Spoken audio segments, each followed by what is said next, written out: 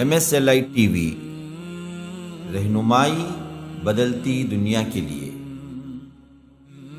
رمضان أقبل فالقلوب مريضة والنور أمسى خافتا بكياني، قل لي متى يأتي الصباح بنوره ومتى ننصاع للإحسان.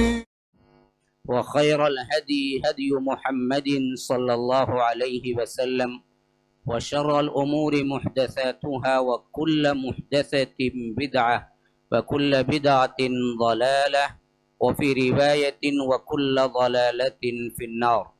فأعوذ بالله السميع العليم من الشيطان الرجيم من همزه ونفثه ونفخه، والنجم إذا هوى ما ضل صاحبكم وما غوى، وما ينطق عن الهوى إن هو إلا وحي يوحى، علمه شديد القوى ذو مرة فاستوى وهو بالأفق الأعلى، ثم دنا فتدلى فكان قاب قوسين أو أدنى، فأوحى إلى عبده ما أوحى، ما كذب الفؤاد ما رأى، أفتمارونه على ما يرى، ولقد رآه نزلة أخرى عند سدرة المنتهى، عندها جنة المأوى، إذ يغشى السدرة ما يغشى، ما زاغ البصر وما طغى، لقد رأى من آيات ربه الكبرى. اللهم أرنا الحق حقا وارزقنا اتباعه، وأرنا الباطل باطلا وارزقنا اجتنابه. اللهم علمنا ما ينفعنا وانفعنا بما علمتنا وارزقنا علما. رب اشرح لي صدري ويسر لي أمري واحلل عقدة من لساني يفقه قولي. اس اللہ کے نام سے ابتدا جس کے ناموں کی کوئی انتہا ہی نہیں. ولو ان ما فی الارض من شجرۃ اقلام والبحر یمدہ من بعدہ سبعۃ ابحر ما نفدت کلمات اللہ. اس ذات اقدس پر کروڑوں درود و سلام ہوں جو تمام جہانوں کے لیے رحمت للعالمین بن کے آئے تھے. اللہم صلی علی محمد وعلی آل محمد كما صليت على إبراهيم وعلى آل إبراهيم إنك حميد مجيد، وبارك على محمد وعلى آل محمد كما باركت على إبراهيم وعلى آل إبراهيم إنك حميد مجيد. برادران اسلام، واجب الاحترام بزرگوں، دوستوں، عزیز ساتھیوں، لائق احترام ماؤں اور بہنوں، رمضان المبارک کی جو راتیں گزر رہی ہیں، اللہ تبارک و تعالیٰ کے توفیق و کرم سے سیرت النبی صلی اللہ علیہ وسلم کے مضامین آپ کے سامنے میں رکھ رہا ہوں. خاص طور پر جو عنوان ہم نے باندھا ہے سیرت خاتم النبیین صلی اللہ علیہ وسلم کے 30 اہم ترین واقعات جو آپ کی زندگی کو بدل کر رکھ دیں گے. یہ عنوان اس نوعیت کا پہلا عنوان ہے کہ اس سے پہلے کی جو سیرتیں میں نے آپ کے سامنے بیان کی اس میں یہ لفظ خاتم النبیین کو میں نے ہائی لائٹ نہیں کیا. دور حاضر کے فتنوں کے اعتبار سے میں نے اس کا نام خاتم النبیین رکھا، یعنی اللہ کے رسول صلی اللہ علیہ وسلم کی وہ خصوصیت جس میں رب العالمین نے صرف اور صرف جناب محمد الرسول اللہ صلی اللہ علیہ وسلم کو عطا کیا. تمام نبیوں کو ختم کرنے والے، تمام نبیوں کے سلسلے کو مکمل کر دینے والے اور مہر لگا دینے والے. اب اس کے بعد نہ کوئی نبی آنے والا ہے نہ کوئی امت آنے والی ہے. اللہ کے رسول صلی اللہ علیہ وسلم آخر نبی ہیں اور یہ محمد امت محمدیہ آخری امت ہے. اللہ کے رسول صلی اللہ علیہ وسلم کی سیرت کی بنیادی باتیں جو قبل نبوت کی تھی میں نے پہلے مجلس میں آپ کے سامنے پیش کیا. تسلسل کے ساتھ سیرت النبی مکمل کرنے کا ایک ارادہ تو میرا ہے، لیکن یاد رکھیے اس کے اندر بہت اہم ترین مضامین بھی لانا چاہتا ہوں جو عمومی طور پر سیرت کی کتابوں میں نہیں ملتے. سیرت کو تاریخی اعتبار سے بیان کیا جاتا ہے تو میں نے سوچا کہ اس حیثیت سے بھی آپ کے سامنے سیرت مکمل ہو جائے ان 29 دنوں کے اندر. اور اس کے ساتھ ساتھ اس کے جو لوازمات ہیں، جو اس کے تقاضے ہیں، اس پر بھی اہم ترین گفتگو ہو جائے۔ اس حیثیت سے ہر مجلس میں کچھ باتیں ایسی جو آپ عمل کرنے کے ہیں، جو آپ سننے کے ہیں، جو آپ کے اندر انقلاب آنے کے ہیں، میں اس پر ضرور بھی ضرور گفتگو کرتے ہوئے تاریخی ترتیب بیان کر رہا ہوں۔ اللہ کے فضل و کرم سے کل ہم بعد نبوت کی زندگی میں اللہ کے رسول صلی اللہ علیہ وسلم نے جب توحید کا اعلان کیا تو مشرکین مکہ نے کس طرح اللہ کے رسول صلی اللہ علیہ وسلم سے آنکھیں پھیر لی۔ وہی قوم جو امین کہتی تھی، وہی قوم جو صادق کہتی تھی، قبل نبوت اللہ کے رسول صلی اللہ علیہ وسلم کو بڑے احترام کی نگاہ سے دیکھتی تھی، امانت دار کہتی تھی، سچ بولنے والا کہتی تھی، لیکن اس لا الہ الا اللہ کی دعوت کو شروع کیا تو وہی قوم سب سے زیادہ آڑے آئی۔ وہی قوم تھی جنہوں نے اللہ کے رسول صلی اللہ علیہ وسلم کو پاگل کہا، مجنون کہا، ساحر کہا، طرح طرح کی تکلیفیں دی، اور جو اصحاب ایمان لائے ان کو جلتی ہوئی چتا پر، جلتی ہوئی ریت پر، اور اسی طرح لکڑیوں کے دھوئیں پر، اور انہیں اوباشوں کے حوالے کر کے اذیتیں دی، یہاں تک کہ اللہ کے رسول صلی اللہ علیہ وسلم نے فرمایا کہ حبشہ چلے جاؤ، وہاں بادشاہ ہے عادل، اس کی بادشاہت میں ظلم نہیں ہوتا۔ وہ عیسائی بادشاہ تھا جس کا نام نجاشی تھا۔ اس بادشاہ کے دربار میں جب مسلمان پہنچے، 12 مسلمان 4 عورتیں یا 11 مسلمان 5 عورتیں، مشرکین مکہ نے سوچا کہ ہم کیسے بیٹھ کے برداشت کر لیں، یہ کیسے امن میں رہ جائیں گے، یہ امن میں رہیں گے پھر تو تعداد بڑھے گی، جو کوئی مسلمان ہوگا حبشہ چلے جائے گا، پھر وہاں قوت زور پکڑے گی، پھر تو ایک نہ ایک دن کیا ہے وہ تعداد میں بڑھ جائیں گے اور ہم ہی مصیبت کھڑے کریں گے۔ ان کو تو ماننا ہی نہیں تھا توحید کو، ان کی چودراہٹیں جو قائم تھی دراصل اس سے ان کو بہت محبت تھی۔ اصل میں انسان اسلام لانا نہیں چاہتا، کیوں؟ توحید کو ماننا نہیں چاہتا، کیوں؟ اس کا تکبر ہے جو اسے روک دیتا ہے۔ ہاں، لا الہ الا اللہ استکبرون، سورہ صافات میں اللہ تبارک و تعالی نے فرمایا جب ان کو لا الہ الا اللہ کی طرف دعوت دی جاتی ہے تو یہ استکبار کرتے ہیں، یہ تکبر کرتے ہوئے نہیں پڑھتے ہیں، یہ اسلام قبول نہیں کرتے۔ سب سے بڑی چیز جو معنی بنتی ہے وہ تکبر ہوتا ہے۔ ہمارے بڑوں کو دیکھیے، ہاں، جو دراصل اپنی زندگیاں درگاہ میں، فلاں میں، فاتحہ میں، بدعات میں، خرافات میں، اب ان کے سامنے حدیث اٹھا کے رکھیں، قرآن کی بات اٹھا، آپ کہیں گے نہیں جمعہ 8 دن کا پٹا تو آگے بولتا گرے، ہم نے سب معلوم جائے۔ کیا چیز روکی ہے انہیں؟ سامنے تو حدیث ہے، سامنے قرآن ہے۔ وہ تکبر ہے۔ تکبر کیا نہیں ہے؟ اچھے کپڑے پہننا تکبر نہیں ہے، اچھی جوتی پہننا تکبر نہیں ہے، اچھے چال و چلن تکبر نہیں ہے، ہائی فائی کھانا کھانا تکبر نہیں ہے۔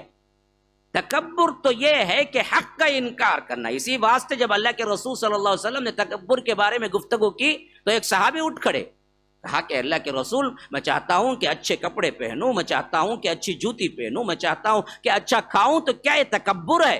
فرمایا کہ نہیں، ان اللہ جمیل یحب الجمال، اللہ جمیل ہے، جمال کو پسند کرتا ہے، اللہ خوبصورت ہے، خوبصورتی کو پسند کرتا ہے۔ تکبر کیا ہے؟ الکبر بطر الحق وغمط الناس، اصل کبر یہ ہے کہ تم حق کا انکار کرو اور لوگوں کو حقیر سمجھو۔ ہاں، یہ اصل تکبر ہے۔ جو حقارت سے قرآن اور حدیث کو ٹھکراتے ہیں نا، یہ متکبر لوگ ہیں۔ بڑی داڑھی کیوں نہ ہو، جبہ خبہ کیوں نہ ہو، بڑے بڑے عمامے کیوں نہ ہو، حدیث کی بات، قرآن کی بات سامنے آ گئی، پھر سر تسلیم خم، کہنا کہ ہاں بھائی بس مسئلہ ختم، مجھے معلوم نہیں تھا، میں کرتا رہا، آج آپ نے کیا ہے حدیث بتا دی، مجھے قرآن بتا دیا، اب دراصل کسی کی بات نہیں چلتی، میں بالکل سر تسلیم خم کرتا ہوں، اپنا سر جھکاتا ہوں اس معاملے میں۔ یہ اصل چیز ہے ایمان. یہ متکبرین سب کے سب اصل میں اس واسطے کہتے تھے کہ ہمارے سامنے پڑے بڑے جناب محمد رسول اللہ. ابو لہب کیوں نہیں لایا؟ یہی مسئلہ تھا کہ میرے سامنے کا بچہ، میرا بھتیجا مجھے کہہ رہا ہے، پھر میری کیا حیثیت رہ جائے گی، میں تو چچا ہوں. ابو لہب نے کہا کہ بھائی ہم تمہیں کبھی نہیں کہہ سکتے کہ تم جھوٹ بولتے ہو، کیونکہ آپ کی زندگی میں ہم نے دنیاوی معاملات میں جھوٹ نہیں دیکھا، تو دینی معاملات میں کیسے تم اللہ پر جھوٹ بول سکتے؟ ہم کبھی نہیں کہتے کہ آپ جھوٹے ہیں، لیکن دل مانتا نہیں ہے کہ آپ کو ہم نبی مان لیں. ہمارے سامنے پیدا ہوئے، ہمارے سامنے بڑے ہوئے، ہم کیسے بات مان لیں گے؟ پھر ہماری چودراہٹ کہاں سے قائم ہوگی؟ ہم مسجد حرام کے متولی ہیں، پھر ہماری بات کون مانے گا؟ پھر مجلس میں کیا وقت رہ جائے گی؟ یہی تو بولتے ہیں نا بھائی فاتحہ دیکھو اتنے سال سے کرتے تھے، لیکن یہ بدعات خرافات ہیں، یہی ہماری ناک کٹ جائیں گی. جی لوگ کیا بولیں گے؟ ہم نا بچے کی باتیں میں آگا بولیں گے، کیسے چھوڑ سکتے ہیں؟ یہ ناک ہی کا مسئلہ ہے، حالانکہ ہے بہت چھوٹی ناک ہے، بعضوں کو تو نہیں چلتی ہڈی بھی. ہاں چائنیز کو دیکھو ناک اتنی ہے ان لوگوں کو، کیا ہے ناک؟ ہاں تھوڑا سا اللہ کیا ہے یہ ہڈی نکال دینا جی، انسان عجیب و غریب ہو جاتا، بندر میں بھی اس میں فرق نہیں ہوتا. ہاں یہ ناک کا بڑا مسئلہ ہوتا ہے لوگوں کو، ناک کٹ جائے گی، کیا لوگ کہیں گے؟ اگر یہی بات تم اللہ سے ڈرتے تو یاد رکھو اللہ تعالیٰ وہ رفعتیں دیتا جو تمہارے وہم و گمان میں بھی نہیں ہوں گی. تو اصل مسئلہ یہی تھا کہ ان لوگوں نے چاہا کہ اللہ کے رسول صلی اللہ علیہ وسلم کو ہم کیسے چھوڑ دے، پھر ہمارا رتبہ کیا رہ جائے گا، ہم کیسے مان لیں نبی؟ تو صحابہ کو تکلیفیں دینے لگے، یہاں تک کہ حبشہ چلے گئے. میں نے بتایا 5 نبوت، یعنی مطلب نبوت کا مطلب نبوت ملنے کے 5ویں سال، جہاں تک ہجرت نہیں ہوگی تب تک میں کاؤنٹنگ کے اعتبار سے نبوت کہوں گا. 1 نبوت، 2 نبوت، 3 نبوت، یعنی نبوت کا پہلا سال، دوسرا سال، تیسرا سال. ہجرت کے بعد ہم ہجری کہیں گے. رجب کا مہینہ تب نبوت کا 5واں سال تھا. 12 مرد 4 عورتیں ہجرت کر کے وہاں پہنچ گئے. یہاں تک کہ سوچ ہی رہے تھے کہ اس کے لیے کیا تدارک کیا جائے. مکے کے اندر ایک عجیب واقعہ ہوا. واقعہ کیا ہے؟ تمام اہل سیر نے اس کو لکھا ہے، اور اتھینٹیکیشن کے اعتبار سے جب اہل سیر متفق ہو جاتے ہیں تو وہ واقعہ مستند ترین ہو جاتا ہے. ہوا یہ کہ اللہ کے رسول صلی اللہ علیہ وسلم کا معمول تھا کہ کبھی کبھی حرم میں آتے تو سب سے پہلے حرم کے اندر 2 رکعت نفل نماز پڑھتے، اور اس نماز میں قرآن کی تلاوت وہ کرتے جو تازہ تازہ وحی ہوتی تھی، اور اس میں اللہ کے رسول صلی اللہ علیہ وسلم کبھی بلند آواز سے بھی پڑھتے تھے. اور مشرکین مکہ ابو جہل، ابو لہب، عتبہ، شیبہ، ربیعہ، بڑے بڑے سردار وہیں پر بیٹھے ہوئے ہوتے تھے، اور ان کو وہ بڑا گراں گزرتا تھا کہ یہ کیوں ہے، لیکن کسی کی طاقت نہیں ہوتی تھی کہ اللہ کے رسول صلی اللہ علیہ وسلم کو روک دے، کیونکہ خاندان قریش کے بنی ہاشم کے سرداروں کے بیٹوں میں سے تھے، کوئی آگے بڑھ کے نہیں روک سکتا تھا. اور یہاں پر قرآن کی کشش کا معاملہ بھی ایسا تھا کہ خود ان کے حواس اڑ جاتے. کیا پڑھ رہے ہیں، کیا الفاظ ہیں، کیا ہدایت کے نمونے ہیں، ان کا دل نہ چاہتے ہوئے بھی سننے لگتا. اسی واسطے انہوں نے کہا کہ یہ جادوگر ہیں یا یہ جادو لائے ہیں قرآن کے ذریعے. یہ کیا چیز ہے، سنتے ہیں تو ہم کو کیا ہے، اتنی میٹھاس ہے کہ ہم کو روکنے کا احساس نہیں ہوتا. آج ہماری حالت یہ ہے کہ امام صاحب جب تک نہیں بولتے دوسری رکعت میں سجدہ ہے ہم کو نہیں معلوم ہوتا. ہم اتنے ان پڑھ جاہل ہیں قرآن سے. تراویح میں کبھی کبھار بیچارہ پہلے سے حفظ کر کے پریشان حال آتا، انہیں پڑھانا بول کے کبھی کبھی بھول کے رکعت باندھ لینا، اب اللہ اکبر بول کے سجدے میں گیا تو رکوع میں رہتا ہے، ایک جھاگ کو دیکھتا کہا مر گیا گر گیا اچانک دکھتے اتنے ہی رکوع میں، ہاں معلوم نہیں ہوتا. حالانکہ ہیں کل سجدے 14 متفق علیہ 14، ایک میں اختلاف ہے 15 سجدے، 15 آیتیں ہی وہ یاد کر لینا جی، اس کو سجدے کے تمام آیات یاد ہوں گے. جب بھی امام صاحب سجدہ کریں گے ساتھ میں سجدہ کر لے گا. لیکن ہم کو نہیں معلوم، ہم پڑھتے ہی نہیں، ہم کو قرآن کا وہ اثر ہوتا ہی نہیں. اللہ کی قسم وہ اثر ہونا پھر تو یاد رکھو تراویح میں کھڑنے کے اب جو مزہ آئے گا نا، دنیا کی کوئی میٹھاس، کوئی دم کا روٹ، تمہاری بوندی، تمہارا متنجن سب بیکار ہوگا. اتنا بعض لوگ نماز میں کھڑتے سوتا ہی سنجیدہ دل سے. وہ کھڑ کو کیسا سوتا مجھے تو آج تک سمجھ نہیں آیا. انسان بیٹھ کو سو سکتا ہے, لیٹ کو سو سکتا ہے, ٹیکا لگا سو. نماز میں کھڑے کھڑے بھی اونگتا اونگتا کبھی کبھی کسی کے اوپر دچا مارتا, سیدھا ٹھک کر. اصل کیا نہیں ہے, کوئی اثر ہوتا ہی نہیں ہے. یہ مرد حضرات خواتین کا تو مسئلہ یہی ہے. ہاں مجھے سنا تھا کہ اوپر بیٹھ کے باتیں کرتے ہیں تراویح کے وقت. کیسے باتیں کرنے کا دل چاہتا ہے جی.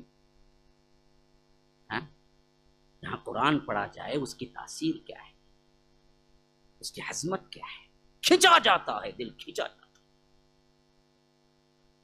لیکن ہمارے اندر کوئی تبدیلی ہوتی ہے نہیں, ہمارے اندر کوئی تبدیلی.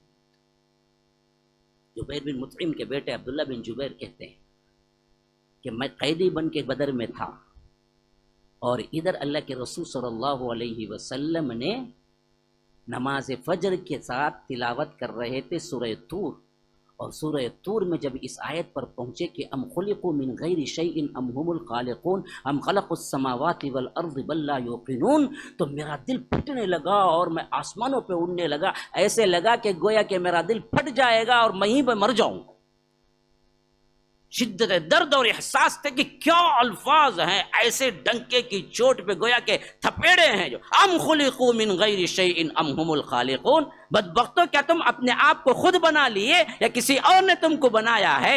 پھر کہاں سے آئے؟ ام خلقوا السماوات والارض, یا زمین و آسمان کو تم نے پیدا کیا ہے؟ اصل مسئلہ یہ ہے کہ تم ایمان اس واسطے نہیں لاتے کہ تم یقین نہیں کرتے. یہ آیتیں سنا ابھی کافر ہیں, قیدی بن کے آئے ہیں, بدر میں لڑائی لڑے ہیں, لیکن کہتے ہیں کہ میرا دل اندر سے پھٹنے لگا, اسی وقت میرے دل کے اندر اسلام پیوست ہو گیا, میں آگے چل کے اسلام قبول کر لیا. صرف دو آیتیں سنی, قرآن وہ احساس. تو اللہ کے رسول صلی اللہ علیہ وسلم حرم پہنچے, نماز پڑھ رہے تھے. اسی نماز میں سب سے پہلا طویل سورہ جس میں سجدہ ہے, جبریل امین لے کے اترے. اب اللہ کے رسول صلی اللہ علیہ وسلم حرم میں کھڑے ہوئے ہیں, ذرا سما دیکھو.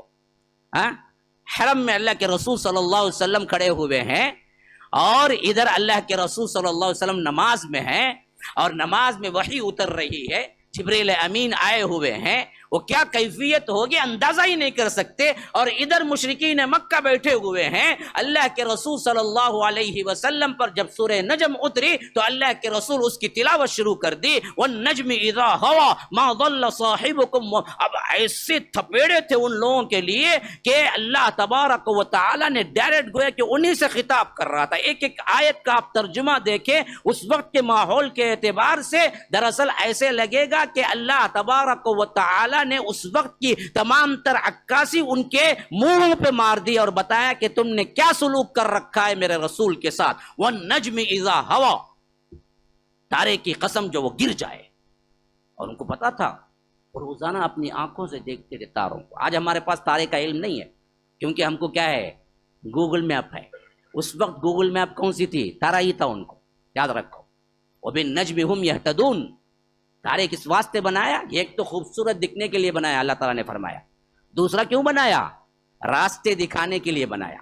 اس زمانے میں بچہ بھی جانتا تھا فلاں تارا ادھر سے نکلے تو یو ٹرن لینا ہے, فلاں تارا ادھر سے نکلے تو اس بستی کے لیے ایسے جانا ہے, فلاں وقت میں نکلے تو ہم یہ وقت میں وہاں پہنچے ہیں. یہ تمام علم عمومی طور پر بچہ جانتا تھا وہاں پر. اب تارا جا کے کیا ہوا, وہ گوگل میپ کی شکل میں بدل گیا. ہم کو پتا بھی نہیں ہے تارا کیا کرتا ہے. الٹا کیا کرتے ہیں ہم, ستاروں کے کھیل بول کے لے کے تارا ادھر سے ادھر ہٹتا کرتے, اس کا اس کا تارا, ہاں وہ رکھ کے انہیں پیسہ لیتا. کیا جی پریشانی میں آئے کی, پریشانی میں اتنا جائیں گا تیرے پاس کون. اچھا ہاں کیا برابر بولے بھائی, میں جاتے ہی چہرہ دیکھتے ہی بولے بھائی انہوں مشایخ پریشانی میں ہے. پریشانی نہیں تو کب جی آتا تیرے پاس بےخوف, تو بیٹھ فتنہ بچانے کے واسطے تیرے پاس آنگت پریشانی میں چنگا ہونے, امن میں رہا تو کہیں کو آنگا. ہاں چھکے تھے بھی اندازن ایسا ہوا رنگانا ہو ہوا کیسا بولتے ہی سب معلوم ہم نا جی, موکلا ہی ہمارے کہتے ہی نے کیا کرتا, اندر سے تھر تھر کامتا, آہا کیا کیا کرا سب معلوم دستا ہے ان کو. پولیس گلیس میں پاؤ دے آنے جاتی کرو بول کو. اب ہاتھ جب جاتا آدھا انہیں بولتا سو چکے ایسے وہ بولتے نہیں, وہ لگا سو لکا نہیں تو تھکا گتے, ویسا قصہ. اب انہیں وہاں سے پریشانی. اس کے بعد بولتا یہ ستارہ ہے نا بھائی، یہ اصل میں یہاں رہنا سو یہاں آ گئے. کیا کرنا، ایک سارا بکرا لے لے گا، 10,000 روپے ساتھ میں لے لے گا، وہ کاٹنا وہ بکرا کہ اس کے گھر میں قبرستان بننا نا بکروں کا، پیٹ میں پورا بکرے جانا، مرغیاں جانا، کھا کھا کو. اب پریشان حال، تیرا ستارہ انہیں دیکھا نا، اس کا ستارہ کبھی تبھی دیکھا ہی نہیں، بیٹھ کو بھیک منگلے کو ہے نا، اس کا ستارہ دیکھتا تو تمہارا ستارہ کہیں کو بولتا انہیں، خود پیسے والا ہو جاتا. انہیں ہٹا دا کرتے ستارہ، خالی ایسا یہاں سے ہٹا تو اس کا کیا ہو جاتا کرتے، کیا ہونا اسے 10,000 روپے لاؤ بھائی، ستارہ یہاں غلط جگہ آ گیا ہے، وہاں سے وہاں. یہ اتنا ہمارے عام ہوا. اچھے اچھے لوگ توحید پرست، توحید کو ماننے والے، پرست بھی بولنا نہیں چاہیے، ہاں توحید والے کیا کرتے ہیں، نکاح میں اپنی بیٹی کے نام کے ساتھ لکھتے دختر نیک اختر. ان کو پتا نہیں فارسی لفظ، وہ دختر، دختر بولے تو بیٹی، نیک اختر بولے تو جس کا ستارہ اچھا ہے، اختر بولے تو تارا. ہم کو معلوم ہی نہیں. ابھی بھی نکاح نامے میں رخے میں آپ دیکھو اردو میں لکھنے والے کئی لوگ کیا کرتے ہیں، میری بیٹی دختر نیک اختر کا نکاح ہے مسنونہ، گویا کہ ستارے کو ہمیں مانتے ہیں ابھی بھی، بول کے مطلب اس کا میری وہ بیٹی جس کا تارا اچھا ہے. یہ مطلب جس نے ستاروں کو مانا، اللہ کے رسول صلی اللہ علیہ وسلم نے فرمایا اس کا کافر ہو گیا ہو. نماز فجر پڑھ کے بیٹھے، اللہ کے رسول صلی اللہ علیہ وسلم، بارش پڑی ہوئی تھی.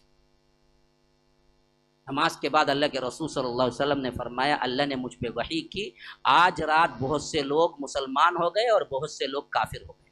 صحابہ پریشان ہو گئے. کہا کہ اللہ کے رسول ایسا کیا ہوا؟ کہا کہ جس نے کہا کہ اللہ کے حکم سے بارش ہوئی وہ مسلمان ہوا، اور جس نے کہا کہ فلاں ستارے کو فلاں ستارے میں بدلنے کی وجہ سے بارش ہوئی وہ کافر ہوا. تاروں پر یقین رکھنا اصل میں کیا ہے، سب سے بڑی گمراہی ہے.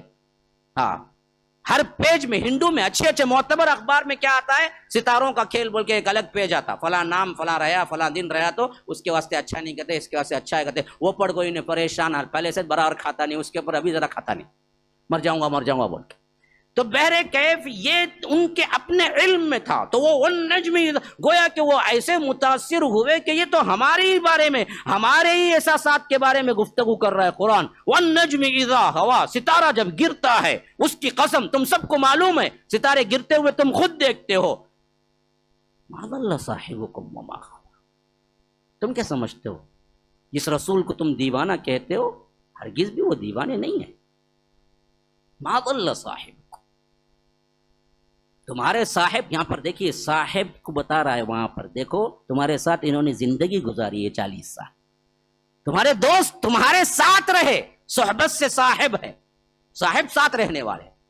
نبی حکم نہیں کہا، رسول حکم نہیں کہا، گویا کہ ان پہ چوٹ پڑے. بدبختو، آج آ کے تم کہتے ہو یہ جادوگر ہے، ساحر ہے، 40 سال ساتھ میں زندگی گزارے، کبھی تم نے ایک غلطی ایک جھوٹ نہیں دیکھا، آج کیسے وہ تمہارے نزدیک جھوٹے ہو گئے توحید کو پیش کرتے.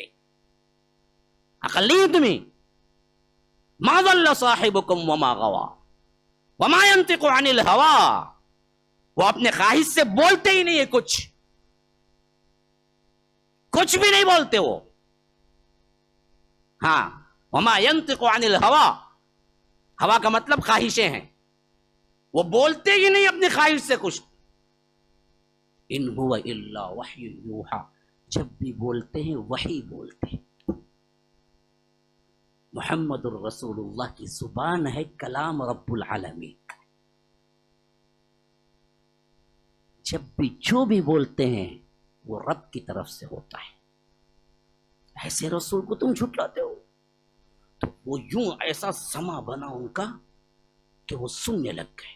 روکنا بھاگنا دوڑنا تو بہت دور کی بات، وہ حرکت بھی نہیں کر سکے. اور اللہ کے رسول پڑھتے جا رہے تھے، پوری سورت پڑھ دی ہے، اور یہ لوگ ایسی محویت سے سنتے رہے کہ ان کو ہوش ہی نہیں رہا کہ جس کو روکنے کا ایڑی چوٹی کا وہ زور لگا رہے ہیں اسی کے لیے وہ سر تسلیم خم کر چکے ہیں اور سن رہے ہیں. یہاں تک کہ اللہ کے رسول آخری میں پہنچے، فَبِأَيِّ آلَاءِ رَبِّكَ تَتَمَارَىٰ هَٰذَا نَذِيرٌ مِّنَ النُّذُرِ الْأُولَىٰ أَزِفَتِ الْآزِفَةُ لَيْسَ لَهَا مِن دُونِ اللَّهِ كَاشِفَةٌ أَفَمِنْ هَٰذَا الْحَدِيثِ تَعْجَبُونَ وَتَضْحَكُونَ وَلَا تُبْكُونَ وَأَنْتُمْ صامدون فاسجدوا للہ واعبدوا، اللہ ہی کی عبادت کرو، اللہ ہی کے لیے سجدہ کرو، اور اللہ اکبر کہہ کے اللہ کے رسول سجدے میں گئے تو سب کے سب سجدے میں گر گئے۔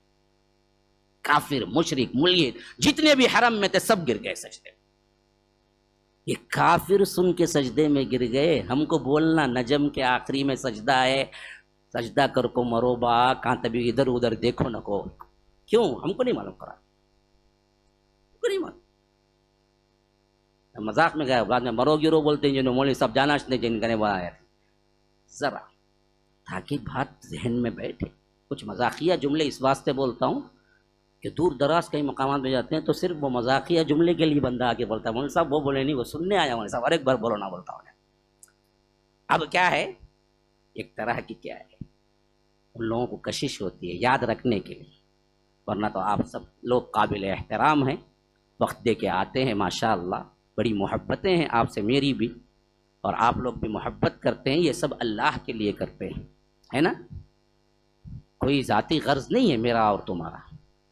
تو یہ دراصل قرآن کا اثر ہے۔ اب یہ بات اڑتی اڑتی جہاں حبشہ پہنچی نا، وہ کیا پہنچی؟ تمام مشرکین قریش اسلام قبول کر لیے۔ وہ بولتے نہیں وہ پر اڑا تو پرندہ اڑا، یہ لوگ سجدہ کرے لیکن سجدے سے باہر آتے ہی غلطی کیا کر لیے بول کے وہ لوگ منکر ہو گئے۔ لیکن بات پہنچتی پہنچتی حبشہ جا کے جو پہنچی نا، وہاں پر یہ پہنچی کہ کیوں ہجرت کر کے آپ گئے بھائی، اب مکہ خود مسلمان ہو گیا، تو اب بعض لوگوں نے سوچا کہ جب مکے کے تمام لوگ مسلمان ہو گئے ہیں تو پھر حبشہ میں رہنے کی کیا ضرورت ہے، تو کچھ لوگ واپس آ گئے، کچھ وہیں رہ گئے، لیکن قریب مکہ پہنچے تو معلوم ہوا ارے ہم نے جو سنا تھا وہ غلط بھائی، ابھی بھی ویسی ہی اذیتیں ہو رہی ہیں، ویسا ہی ٹارچر کر رہے ہیں۔ وہ ایک اتفاقی حادثہ تھا کہ ان بدبختوں نے کیا کیا، سجدے میں گر گئے اور سجدہ کر لیا، ورنہ تو مخالفت میں ڈٹے ہوئے ہیں۔ اب ان کی بات اور زیادہ اذیتوں کے معاملے میں بڑھ گئی۔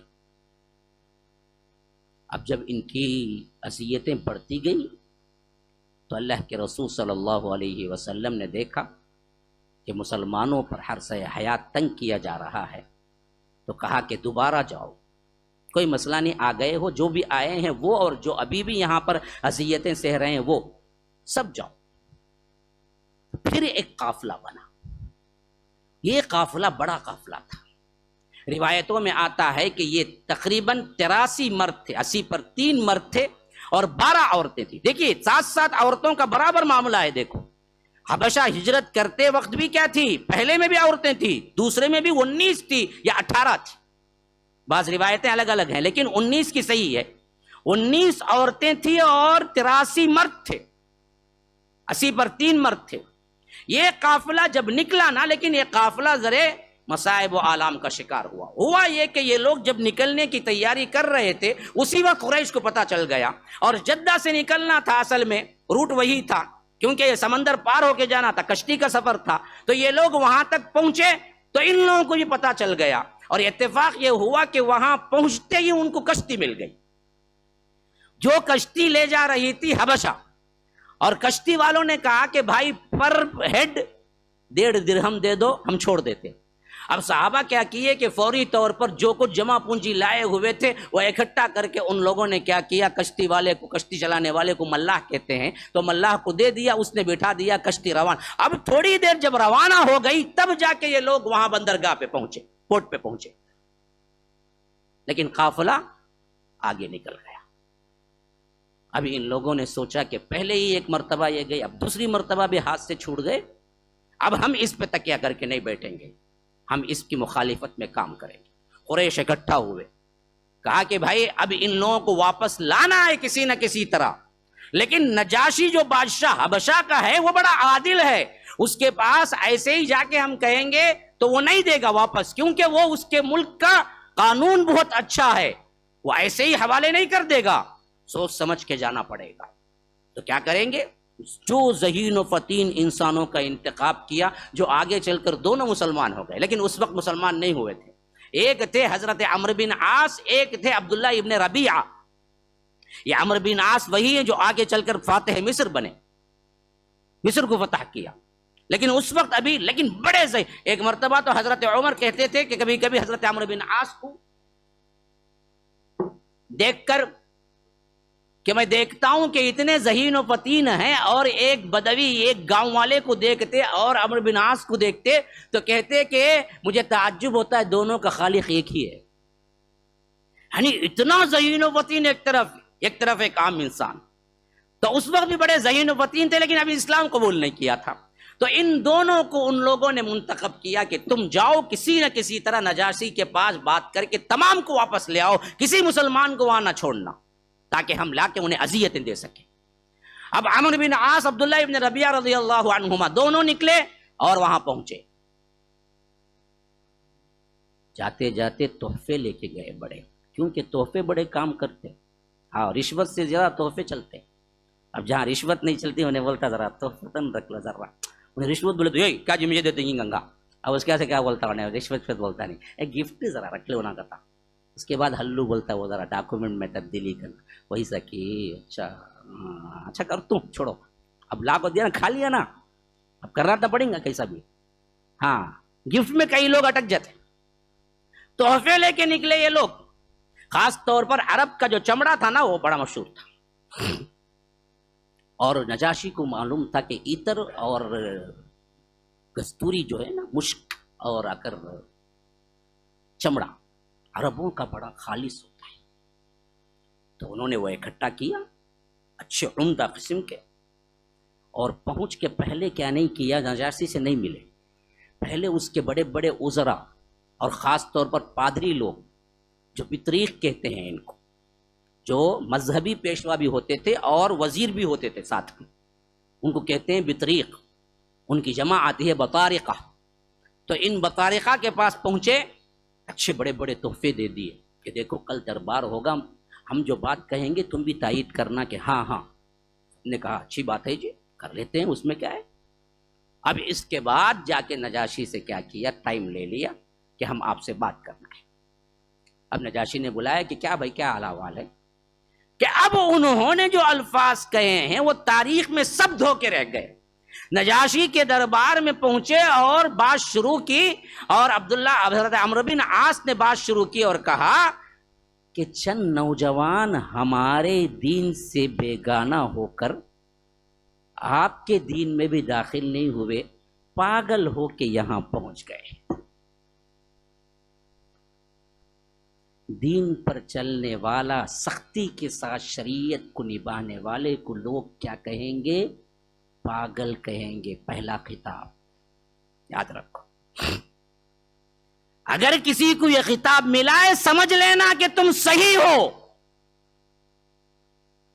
آج بھی یہی کہیں گے ہمارے اپنے لوگ، آپ توحید پیش کیجئے، آپ بتائیے کہ ان قبروں پہ سجدہ حرام ہے، ان جھنڈے بنڈوں پر کوئی عبادتیں نہیں ہو سکتی، اور اللہ ایک کی عبادت کرو، اور سختی کے ساتھ آپ شریعت پہ عمل کرو. اپنے پینٹ کو اوپر نصف ساق پہ رکھو اور ٹخنے کے نیچے نہ گراؤ اپنے لباس کو. پاگل ہوگا، بڈی رو دستا جس کے اندر خالی یہ نہیں کرنا کہتا، وہ نہیں کرنا کہتا، یہ نہیں کھانا کہتا، وہ نہیں کھانا کہتا. اس کے ساتھ رہے تو پکنک ہی منا نہیں سکتے جی، نہیں دیوانہ ہی نہیں، چھوڑ ڈالو اسے. یہ خطاب مل گیا تو بہت بڑا خطاب ہے، یاد رکھو. یہی خطاب ہے جو سب سے پہلے ملا. کہا کہ بعض پاگل نوجوان ہمارے دین کو چھوڑ دیے، آپ کے دین میں بھی داخل نہیں ہوئے. یہ کئی کو بول رہے ہیں تاکہ نجاشی کو غصہ آئے. اچھا ہمارے دین کو چھوڑ دیے، عیسائی بن گئے تو چلو بھائی میرے دین میں آ گئے. نہیں، انہوں نے کہا کہ ہمارے دین کو چھوڑ دیے، آپ کے دین میں بھی داخل نہیں ہوئے، پاگل ہو گئے. اور ان کے بڑے لوگ، ان کے چچا، ان کے باپ، ہم سب کو بھیجے ہیں کہ کسی نہ کسی طرح ان پاگلوں کو لے کے ہم واپس اپنے وطن لوٹ جائیں. نجاشی نے سنا تو کہا کہ اچھا، مجھے تعجب ہوتا ہے وہ کون لوگ ہوں گے جو دراصل تمہارے دین کو بھی ترک کر دیا اور میرے دین میں بھی داخل نہیں ہوئے. ہمارے اعتبار سے تو اب دنیا میں 2 ہی دین زیادہ ہیں، ایک کیا ہے ابراہیمی دین ہے، یا تو کیا ایک عیسائیت ہے. یہ دونوں کو چھوڑ کے کیا کریں، بلاؤ ان کو. اب جیسے ہی کارندہ پہنچا وہاں پر تو صحابہ پریشان ہو گئے کہ اب تو کیا ہے، اگر وہ ڈائریکٹ بات نہ سنے تو ہم کیا کریں گے، کچھ جھوٹ موٹ بھی بولیں گے. یہاں تک کہ حضرت جعفر تھے اندر اسی قبیلے میں، اسی قافلے کے اندر. اور حضرت جعفر کون ہیں؟ حضرت علی ابن ابی طالب کے بڑے بھائی ہیں حضرت جعفر. ہاں، اور مشابہت میں اللہ کے رسول صلی اللہ علیہ وسلم کے بالکل مثل تھے حضرت جعفر، دیکھنے میں مشابہت. 5 اشخاص تھے اللہ کے رسول کے مشابہ، اس میں سب سے زیادہ مشابہ ترین حضرت جعفر تھے. تو انہوں نے کہا کہ اللہ کی قسم کچھ بھی ہو جائے ہم جھوٹ نہیں بولیں گے، کہا ہمیں سزا ہو جائے یا بادشاہ ناراض ہو جائے، کچھ بھی ہو جائے ہم جھوٹ نہیں بولیں گے، ہم جو سچ ہے وہی بولیں گے. اور صحابہ نے کہا کہ دیکھیے ہم بھی بات نہیں کریں گے، ہمارے قافلے میں امیر آپ ہی ہیں، آپ ہی بات کریں گے. تو یاد رکھو جب بھی کہیں سسٹمیٹک طور پر جانا ہے، بالجماع جانا ہے، وہاں خطاب کرنا ہے، کوئی بات، ہر کوئی اپنی بولی نہیں بولنا. اس سے معلوم ہوتا ہے سبق کہ ایک آدمی کو امیر منتخب کر لینا، وہ گفتگو کرے گا تو تب بات سلجھے گی. 2 پارٹیز آ کے بیٹھے ہیں، دونوں چیختے اپنی طور سے، حل کہاں ہوں گا؟ کسی مسئلے کو حل کرنے بیٹھے ہیں تو کوئی امیر منتخب کر لینا اور ایک کو بولنے کے لیے ذمہ دار بنا دینا کہ بھائی تم بات کرنا ہے، جواب دینا ہے، اور تم کیا ہے، سوال کرنا ہے، بس 2 آدمی. تو حضرت جعفر پہلے سے طے ہو گئے کہ آپ بات کریں گے، اور وہ آ کے پہنچے تو اس نے پوچھا کہ عجیب بات میں سن رہا ہوں تمہارے بارے میں، مکہ چھوڑ کے آئے، دین چھوڑ کے آئے اور میرے دین میں بھی داخل نہیں ہوئے، آخر ایسا کیا دین ہے جس کے لیے یہ لوگ آئے ہوئے ہیں؟ کہا کہ اے بادشاہ، ہم دراصل عجیب لوگ تھے، نہ ہمیں دین پتا تھا نہ شریعت پتا تھا، کئی بتوں کو پوجتے تھے، مردار کھاتے تھے اور ایک دوسرے پر ظلم کرتے تھے. جس کی لاٹھی اس کا بھینس والا معاملہ تھا. جو کوئی مالدار ہوتا وہ جو چاہے کرتا، غریب کے لیے کوئی پوچھنے والا نہیں ہوتا. یہاں تک کہ اللہ نے ہم پر رحم کیا اور ہمارے ہی انسانیت اور ہمارے ہی قوم کے اندر سے ایک نبی بھیجا، اس نے ہم کو سکھایا کہ ایک اللہ کی عبادت کرنا، اس کے علاوہ کسی کی عبادت نہ کرنا، ایک دوسرے پہ ظلم نہ کرنا، عدل کے ساتھ رہنا، ایک دوسرے کے حقوق بتانا اور ایک دوسرے کے لحاظ رکھنا اور مردار نہ کھانا، اور اس طرح کہ تمام شریعت کی باتیں بتائی جو ہمیں اچھی لگی، ہم نے قبول کر لی. تو ہمارے ان لوگوں نے، ہمارے بڑوں نے ہمیں ظلم و ستم کا نشانہ بنایا. تو یہاں تک کہ ہمارے نبی نے کہا کہ پاس کے بادشاہ جو ہے نجاشی وہ عادل ہے، وہاں چلے جاؤ تمہارے لیے امن ہوگا. تو ہم یہاں آ گئے. اس نے سنا تو کہا کہ اچھا کیا اترا ہے اس پہ، کوئی کچھ کتاب اتری ہے؟ حضرت جعفر نے کہا کہ ہاں اتری ہے. کہا کہ اچھا کچھ ہے تو پڑھ کے سناؤ تمہارے پاس. تو تازہ تازہ طہ اسی وقت اتری ہوئی تھی. انہوں نے پڑھنا شروع کی، طہ ما انزلنا علیک القرآن لتشقى الا تذکرۃ لمن یخشی. ایسے کہ نجاشی یوں سن رہا تھا، گویا کہ کیا ہے، وہ خود بھی کیا ہے، متاثر ہو چکا ہے. ہر اس شخص کے لیے یاد دہانی ہے جو اللہ سے ڈرتا ہے. الا تذکرۃ لمن یخشی تنزیلا ممن خلق السماوات والارض العلا، کہ اس کی طرف سے نازل کردہ ہے جو آسمانوں اور زمین کو بنایا اور وہ بہت بلند ہے. تو وہ ایسے سنا، یہاں تک کہ جب قرات ختم ہوئی تو کہا کہ میں ان میں کوئی غلطی نہیں دیکھتا ہوں. تم نے جو کچھ اعتراضات لائے تھے اس بنیاد پہ میں واپس نہیں کر سکتا. اور ان لوگوں سے کہا کہ جاؤ تم سب آزاد ہو، میری مملکت میں ہمیشہ امن کے ساتھ رہو، کوئی تمہارے ساتھ تعرض نہیں کرے گا. ابھی واپس چلے گئے. عبداللہ ابن ربیعہ کہتے ہیں جو بعد میں مسلمان ہو گئے، ہم بالکل ذلیل و خوار ہو کے دربار سے باہر نکلے تو حضرت عمرو بن عاص نے کہا کہ کل میں ایک ایسی چال چلوں گا کہ یہ لوگ ضرور جیل جائیں. عبداللہ ابن ربیعہ نے کہا کہ دیکھو کچھ بھی ہو جائے ایسا کچھ مت کرنا، یہ کچھ بھی ہو جائیں یہ ہمارے اپنے ہی تو ہیں، ہمارے رشتہ دار ہی تو ہیں، ہمارے کزنز بھائی تو ہیں، ہماری اپنی قوم کے تو ہیں. جب بادشاہ خود چھوڑ دیا تو چلو ہم واپس مکہ چلے جائیں. لیکن کہا کہ عمرو بن عاص نے نہیں، کل ایک ایسا مسئلہ میں اٹھاؤں گا جس کی وجہ سے یہ لوگوں کو سزا دے گا بادشاہ. اور دوسرے دن بات پہنچا دی کہ یہ لوگ حضرت عیسیٰ کے بارے میں بہت بڑی بات کہتے ہیں. اب یہ تو عیسیٰ ہی تھا نجاشی بادشاہ. اس نے کہا کہ کیا کہتے؟ کہا کہ آپ ہی بلا کے سن لیجئے. اب دوبارہ پھر کیا ہے، ان لوگوں کو بلایا گیا کہ بادشاہ آپ کو بلاتے. اب معاملے کی نوعیت بھی حضرت جعفر کو معلوم ہو چکی تھی. اب اسلام کہتا ہے حضرت عیسیٰ صرف نبی ہیں، کلمت اللہ ہیں. عیسائی کہتے ہیں کہ عیسیٰ اللہ کے بیٹے ہیں. اب یہ معاملہ جب عقیدے کا آیا تو دو طرفہ معاملہ ہو گیا کہ اب سوچنے لگے اگر ہم صحیح عقیدہ بتائیں گے تو پھر نجاشی کیسے مانے گا؟ پھر تو ہمارے لیے جیل ہے یا انہی کے ساتھ پھر واپس جانا ہے یا اپنے اذیتیں سہنا ہے. اس وقت بھی سچائی ہی کام آئی میرے مسلمان بھائیو. سمجھو کہ ہمیشہ سچائی کے ساتھ رہنا، کبھی بھی کیا ہے دھوکے بازی اور جھوٹ کا سہارا نہیں لینا ہے. حضرت جعفر نے کہا کہ کچھ بھی ہو جائے لیکن میں سچ ہی کہوں گا. جو عقیدہ اللہ کے رسول نے ہمیں دیا ہے وہی عقیدہ ہم بیان کریں گے کہ اللہ نے ہمیں بتایا ہے، اللہ کے رسول کے ذریعے عیسیٰ اللہ کے بیٹے ہرگز بھی نہیں ہیں، وہ اللہ کے نبی خاص ہیں. ہاں وہ بغیر باپ کے پیدا ہوئے اللہ کے کلمے ہیں. ہاں وَكَلِمَتُهُ أَلْقَاهَا إِلَى مَرْيَمَ وَرُوحٌ مِّنْهُ، قرآن کے اندر بھی آیا ہے کلمہ ہے وہ اللہ کی، یعنی کن سے پیدا ہوئے بنا باپ کے.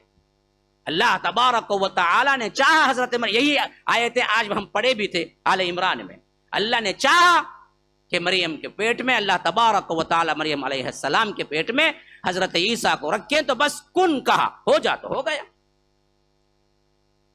اب پھر یہ پہنچے پورے کے پورے. نے کہا کہ تمہارا عقیدہ عیسیٰ کے بارے میں کیا ہے؟ کہا کہ میں آپ کو سنا دوں وہ آیتیں جو ہمارا عقیدہ ہے. نجاشی نے کہا کہ ہاں سناؤ. اب انہوں نے مریم کی تلاوت کی، اس میں پورا حضرت عیسیٰ کے بارے میں پورا ماشاء اللہ پوری تاریخ اللہ تعالیٰ نے بیان کر دی. اب نجاشی یوں سن رہا تھا گویا کہ کیا ہے، اسے بالکل بھی ایسا ہو گیا ہے کہ وہ جو کچھ بھی کہا جا رہا ہے اس پر وہ سر تسلیم خم کر رہا ہے. کاف ہا یا عین صاد ذکر رحمت ربک عبدہ زکریا. وہاں سے آپ پڑھتے جائیے جا کے ایک مرتبہ 2 رکوعات پڑھ لیجئے سورہ مریم کی، جس میں اللہ تبارک و تعالی نے حضرت عیسیٰ کیسے پیدا ہوئے پوری تفصیل.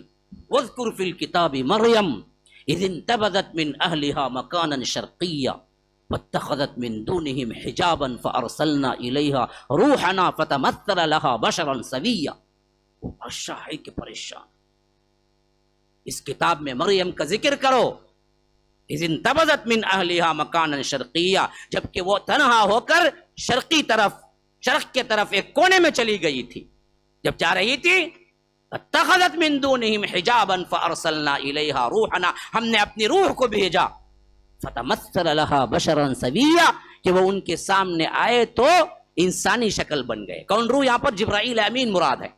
وہ جا رہی تھی تنہا کسی جگہ، عمومی طور پر حاجت کے لیے جا رہی تھی، تو ایسے میں اچانک کیا دیکھا حضرت مریم نے کہ حضرت جبرائیل سامنے اتر رہے ہیں، لیکن اترتے اترتے شکل پوری انسانیت کی لے لی، یعنی پورے انسان. فتمثل لها بشرا سویا قالت انی اعوذ بالرحمن منک ان كنت تقیا قال انما انا رسول ربک لاہب لک غلاما زکیا قالت رب انا یکون لی غلام ولم یمسسنی بشر ولم اک بغیا قال کذلک قال آیتک الا تکلم. یہ پورا جو سلسلہ چل رہا ہے یہ اس وقت پیش آیا جب حضرت مریم جہاں جا رہی تھی. اللہ کہتا ہے کہ وہ جیسے ہی فرشتہ انسانی شکل میں بنا تو حضرت مریم کی عصمت و عزت اتنی بلند تھی، انہوں نے کہا کہ اعوذ بالرحمن منک ان کنت تقیا، اللہ رحمان کے پناہ میں آتی ہوں، تو کون نوجوان ہے، اگر تو کوئی بری نیت سے آیا ہے تو اللہ سے ڈر جا. تو جبرائیل نے کہا کہ انا رسول ربک، تیرے رب کی طرف سے رسول بن کے آیا ہوں،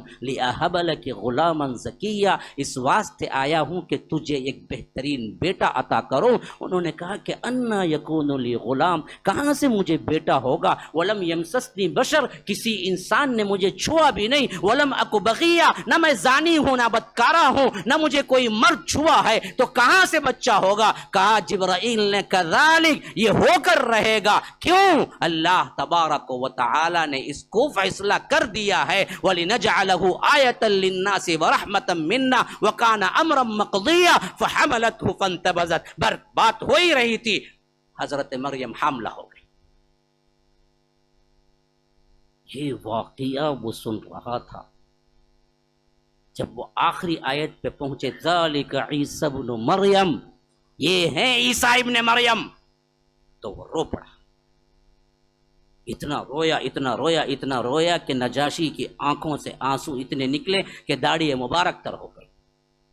پھر اس کے بعد وہ یوں دربار سے ایک تنکا اٹھایا, کہا کہ جو تعریف انہوں نے حضرت عیسیٰ کی ہے اس معاملے میں اتنی بھی نہ زیادہ ہے نہ کم ہے, ہو بہو وہی تعریف ہے.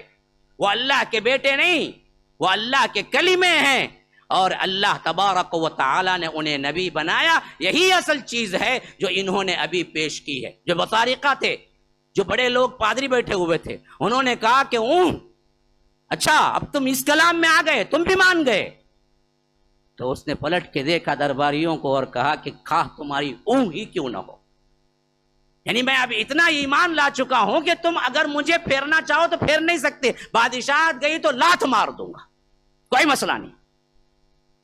پھر اس کے بعد کہا کہ تم تائید اس واسطے کر رہے ہو, عرب سے آنے والوں کی تائید اس واسطے تم کر رہے ہو کہ ان سے تحفے لیے ہوئے ہو. میں حکم دیتا ہوں کہ جنہوں نے بھی ان سے تحفے لیے وہ سب کے سب تحفے ان کو واپس کر دو. اور تم سنو, عبداللہ ابن ربیعہ عمرو بن عاص جو واپس جانے کے لیے اٹھے ہوئے تھے, کہا کہ تم سنو, ان کے ساتھ اگر تعرض کیے اور ان کو کچھ ایذا دی, تکلیف دی, تو تمہیں ٹیکس ادا کرنا پڑے گا, جرمانہ ادا کرنا پڑے گا. اور حضرت جعفر کی طرف منہ کر کے کہا کہ جاؤ تم لوگ آزاد ہو, امن کے ساتھ رہو, تمہیں یہاں کوئی تکلیف نہیں, تمہارا یہاں رہنا مجھے اتنا پسند ہے, اتنا پسند ہے, اگر اس کے باعث مجھے سونے کی اینٹیں دی جائے تو میں سونے کی اینٹیں پھینک دوں گا اور تمہاری صحبت اختیار کروں گا. یہ تھے صحابہ, یہ تھا ایمان, یہ تھا قرآن کلام اللہ. اللہ کے قرآن کو پڑھو, اللہ کے قرآن کو پڑھو میرے مسلمانوں. وہ کیفیت اجاگر ہوگی جو ہم سیرت کی کتاب میں پڑھتے ہیں. ایک آیت, ایک سورہ کیسے تبدیل کر کے رکھ دیا نجاشی. اسی واسطے ہی یہی وہ نجاشی بادشاہ ہے جس کو اللہ کے رسول صلی اللہ علیہ وسلم نے اپنے نکاح کے لیے وکیل بنا دیا. پھر حضرت ام سلمہ کہتی ہیں کہ جب میں بیوہ ہوئی پھر اس کے بعد وہاں پہنچے تو اللہ کے رسول صلی اللہ علیہ وسلم ام حبیبہ کے بارے میں اللہ کے رسول صلی اللہ علیہ وسلم نے بھیجا کہ میرا نکاح ان سے کرا دو تم وکیل بن کر. نجاشی, حضرت نجاشی نے وکیل بن کر نکاح پڑھایا تھا. ہاں, اور جب وفات ہو گئی تو اللہ کے رسول صلی اللہ علیہ وسلم نے کہا کہ میرا بڑا بہترین ساتھی اور میرا ایمان والا آج وہاں پر وفات ہوئی, اللہ نے مجھے بذریعہ وحی بتایا ہے نماز جنازہ پڑھو. غائبانہ نماز جنازہ اللہ کے رسول نے نجاشی کی ادا کی. یہی وہ سب سے بڑی دلیل ہے. غائبانہ نماز جنازہ کیسے ادا کر سکتے ہیں؟ کیا دلیل ہے؟ یہی دلیل ہے. نجاشی بادشاہ جب حبشہ میں فوت ہوئے تو اللہ کے رسول صلی اللہ علیہ وسلم نے یہاں مدینے میں نماز جنازہ پڑھائی. قرآن کس نے انہیں تبدیل کیا؟ اس قرآن نے. عبداللہ ابن ربیعہ اور عمرو بن عاص واپس پلٹ کے آئے تھک ہار کے, کچھ نہ ملا, یہاں تک کہ یہاں آئے تو ان کے لیے اور دو دھچکے تھے. وہ کیا دھچکے تھے؟ جو لوگ سمجھتے تھے کہ سب سے اہم ترین مضبوط ترین ستون ہیں یہ ہمارے لیے کفر کے, اللہ تعالیٰ نے ان کے دلوں کو تبدیل کر دیا. وہ دو اشخاص 6 نبوت کے بالکل شروع میں اسلام قبول کیے, اور وہ دونوں کون تھے پتہ ہے؟ ایک تھے اسد اللہ و اسد الرسول, اللہ اور اس کے رسول کے شیر حضرت حمزہ, اور ایک تھے وہ جن سے اللہ تبارک و تعالی نے نبی کے ذریعے اسلام کو عطا کیا, یعنی اسلام نے خود چاہا, حضرت عمر ابن الخطاب. یہ دونوں ابھی اسلام قبول نہیں کیے تھے اور ان کا بڑا پاور تھا, نوجوان تھے, بہترین پوزیشن تھی قوم کے اندر. اور حضرت حمزہ تو یوں سمجھیے کہ شیر شکار اور اسی طرح کیا ہے اپنے مشاغل, جنگل کے اندر جانا, جانوروں کا شکار کرنا, اور اس وقت کے یوں سمجھیے کہ ایک نوجوان ایسے جو دنیاوی کاموں میں یوں مشغول تھے کہ وہ کبھی اپنے بھتیجے محمد الرسول اللہ صلی اللہ علیہ وسلم کی دعوت پر توجہ ہی نہیں تھی. ان کے توجہ کے مرکز کا وجہ یعنی واقعہ کیا ہوا؟ ایک مرتبہ اللہ کے رسول صلی اللہ علیہ وسلم جا رہے تھے, ابو جہل سامنے آ گیا. اب جیسے ہی آمنا سامنا ہوا, بدبخت نے کہا کہ کیا میں نے تم کو پہلے نہیں کہا تھا کہ اسلام کی دعوت چھوڑ دو؟ اللہ کے رسول صلی اللہ علیہ وسلم خاموش رہے، کیونکہ کیا ہے اس کا پاور اور اس کے ساتھ اس کی خباثت اللہ کے رسول صلی اللہ علیہ وسلم کو معلوم تھی۔ اب وہ بات بڑھاتا گیا، چلاتا گیا، گالیاں دیتا گیا۔ بعض روایتیں ہیں کہ مارنے لگا اور بعض روایتیں ہیں کہ آگے بڑھ کے تھوک دیا۔ اللہ کے رسول صلی اللہ علیہ وسلم کیا پیتی ہوگی، کیونکہ عمر میں بھی بڑا تھا اور سردار بھی تھا۔ اب اللہ کے رسول صلی اللہ علیہ وسلم وہاں سے نکلے، اس کی چوٹ کی وجہ سے اللہ کے رسول صلی اللہ علیہ وسلم کا دم خون بھی نکلا۔ خاموشی سے اللہ کے رسول صلی اللہ علیہ وسلم وہاں سے گزر گئے۔ لیکن یہ دور دراز عبداللہ ابن جدعان کا ایک مکان تھا، جس راستے پر یہ ہوا معاملہ، وہاں سے تھوڑی دور عبداللہ ابن جدعان کا ایک مکان تھا، وہاں پر اس کی لونڈی دیکھ رہی تھی یہ سب کچھ۔ اسی راستے سے اسی دن رات کو شکار سے واپس آئے حضرت حمزہ، جن کی کنیت ابو عمارہ تھی، تو وہ لونڈی وہیں کھڑی ہوئی تھی اس وقت بھی۔ جب حضرت حمزہ گزر رہے تھے تو اس نے پکار لگائی ابو عمارہ، کیونکہ عزت سے پکارنا ہوتا، عربوں میں تو نام نہیں لیتے، کنیت پکارتے۔ کنیت کا مطلب جو بیٹا ہوتا اس کے بیٹے کے نام پر ابو لگا کے پکارتے۔ تو اس نے کہا کہ ابو عمارہ۔ حضرت حمزہ پلٹ کے کھڑے ہوئے، کیا ہے؟ کہا کہ تم سیر و شکار میں زبردست قوت والے، نام سب کچھ ہے تمہارے پاس، لیکن کیا تم کو معلوم ہے تمہارے بھتیجے کے ساتھ ابو جہل نے کیا سلوک کیا؟ حمزہ نے پوچھا مجھے کیا پتا کیا سلوک کیا؟ اس نے کہا کہ اس نے ان کو گالیاں دی، مارا اور ان پہ تھوکا، اور تم ہو کہ شکار پہ چلے ہوئے ہو، تم چچا ہو کہ کچھ نہیں دیکھتے۔ اب انہیں آیا اتنا حمیت، اسلام کے لحاظ سے نہیں، خاندانی حمیت، وہ ابھی بھی تھے کیا ہے کفر پر ہی، لیکن آیا اتنا غصہ کہ میرا بھتیجا ہے اور اس پر اس نے دست درازی کی ابو جہل نے۔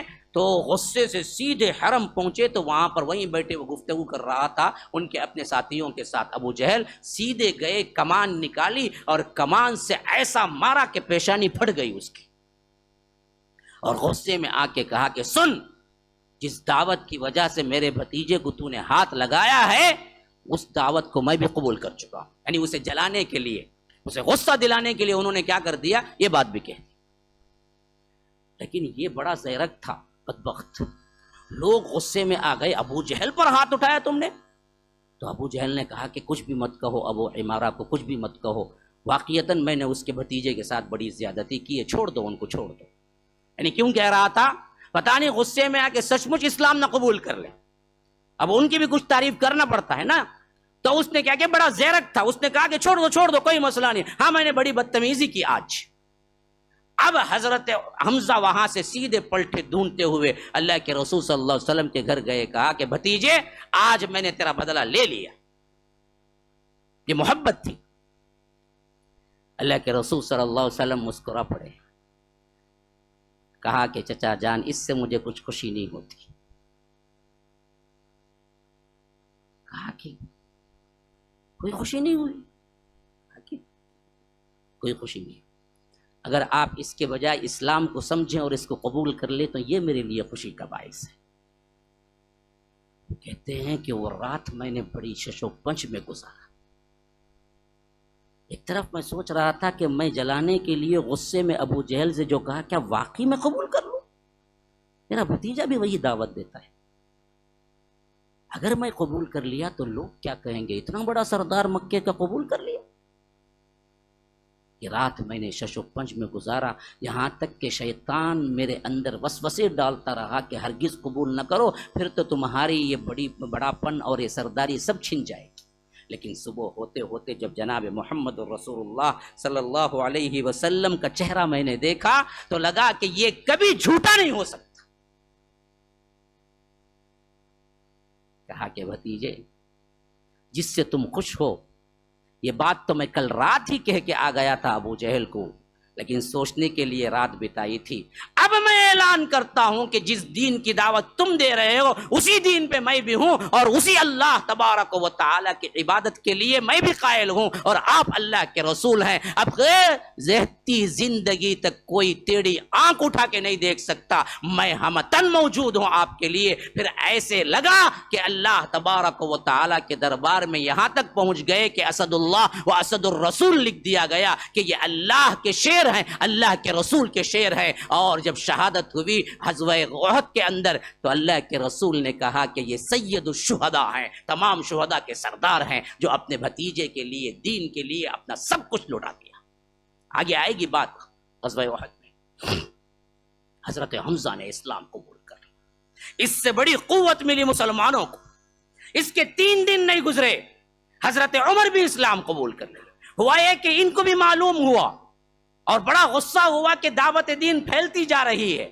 زیادہ تفصیل کے لیے موقع نہیں ہے، دعوت دین پھیلتا جا رہا. اس واسطے انہوں نے کہا کہ جب ہم اللہ کے رسول صلی اللہ علیہ وسلم کو نعوذ باللہ قتل کر دیں گے تو یہ مسئلہ ہی ختم ہو جائے گا. تلوار لے کے نکلے. نعیم بن عبداللہ ان کے ایک دوست مل گئے. پوچھا کہاں جا رہے ہو؟ کہا کہ میں جا رہا ہوں اللہ کے رسول قتل کرنے. کیونکہ بڑے بہادر تھے، کوئی بات چھپا کے نہیں کرتے تھے. ان کے اندر بہادری کوٹ کوٹ کے بھری ہوئی تھی. انہوں نے برملا کہا کوئی ہے روک کے دیکھے مجھے، میں جا رہا ہوں قتل کرنے کی. تو جو ان کے ساتھی نعیم بن عبداللہ تھے انہوں نے کہا کہ بھائی بعد میں جاؤ لیکن پہلے اپنے گھر کی خبر تو لے لو. کہا کہ میرے گھر کی کیا مسئلہ ہے؟ آپ کی بہن بھی دونوں اسلام قبول کر چکے ہیں. ان کی بہن فاطمہ تھی اور ان کے بہن بھی سعید بن زید تھے. یہ عشرۃ المبشرہ کے اندر آنے والے ہیں سعید بن زید. ہاں یہ اسلام قبول کر چکے تھے، اس وقت سابقون الاولون میں سے تھے. انہوں نے کہا کہ اچھا، تو وہاں سے دوڑ لگائی اپنے بہن کے گھر. دروازہ کھٹکھٹایا تو اندر اسی وقت خباب بن ارد جو کہ ابھی مسلمان ہوئے تھے اور وہ قرہ کے اعتبار سے، تلاوت کے اعتبار سے سب سے بہترین قرآن سیکھ رہے تھے. ایک وقت لگایا کرتے تھے حضرت عمر کے بہن کے گھر میں تاکہ ان دونوں کو بھی قرآن سکھائے. تو خباب بن ارد بھی وہیں پر تھے اور سورہ طٰہٰ کی آیتیں پڑھا رہے تھے، سکھا رہے تھے. ادھر بہن بھی بیٹھ کے حضرت خباب سے قرآن سیکھ رہے تھے. ادھر دروازے پہ عمر کھڑے ہو کے کھٹکھٹا رہے ہیں، آواز کانوں میں گر رہی ہے. جیسے ہی معلوم ہوا کہ عمر آئے ہیں، صحیفہ اٹھا کے کہیں چھپایا، خباب کو پردے کے پیچھے چھپایا اور اس کے بعد دروازہ کھول دیا. تو عمر آئے غصے میں، پوچھا کیا پڑھ رہے تھے، نکالو.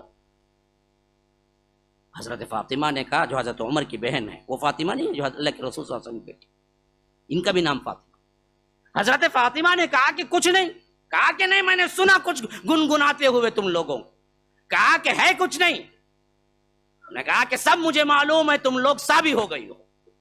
وہ لوگ صابی کہتے تھے بے دین ہو جانے کو، جیسے ہم بولتے نا، ہاں فاتحہ درود سب چھوڑ ڈالا تو کیا بے دین ہوگا رے تو، بگڑ گا رے تو. یہ لوگ بھی اسلام کو صحیح طور پر ماننے پر بے دین کہتے تھے. تو انہوں نے کہا کہ ہم کو پتا ہے تم بے دین ہو گئے ہو، اور یہ کہہ کہ سعید ابن زید کو مارنے لگے.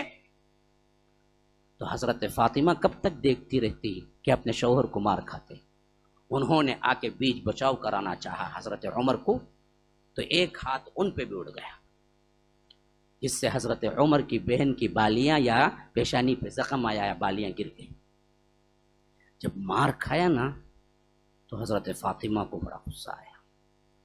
انہوں نے کہا کہ عمر، جس باپ کا خون آپ کے رگوں میں دوڑتا ہے وہی خون میرے رگوں میں بھی دوڑتا ہے. میں بھی تمہاری بہن ہوں، جانچ کر سکتے ہو وہ کر لو جا کے. ہاں میں محمد الرسول اللہ پر ایمان لا چکے ہوں. جب مصیبتیں سہتے ہیں نا تب ایمان کھلتا ہے. آج ہم بے سود، ہاں خالی کھانے کے بن کے کیوں رہ گئے؟ اسلام کے لیے ہم نے کوئی مصیبت صحیح مصائب و آلام سے گزرتے ہیں تو پھر ایمان پختہ ہوتا ہے.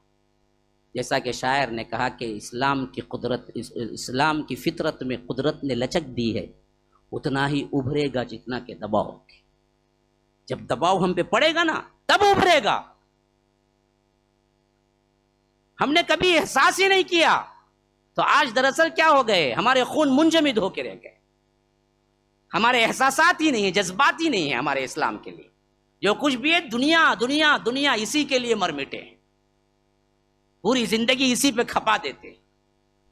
تو حضرت فاطمہ نے یہ کہا تو پھر تو کیا حضرت عمر ٹھنڈے پڑ گئے. انہوں نے کہا کہ اچھا وہ جو کیا پڑھتی تھی وہ لاؤ. جب دیکھا کہ رویہ بالکل ہی چینج ہو گیا ہے تو حضرت فاطمہ نے کہا کہ ہم جو پڑھتے تھے وہ آپ کو دے نہیں سکتے, آپ نجس ہیں, قرآن پاک ہے, اگر آپ کو ہم دینا ہے تو جا کے نہا کے آؤ.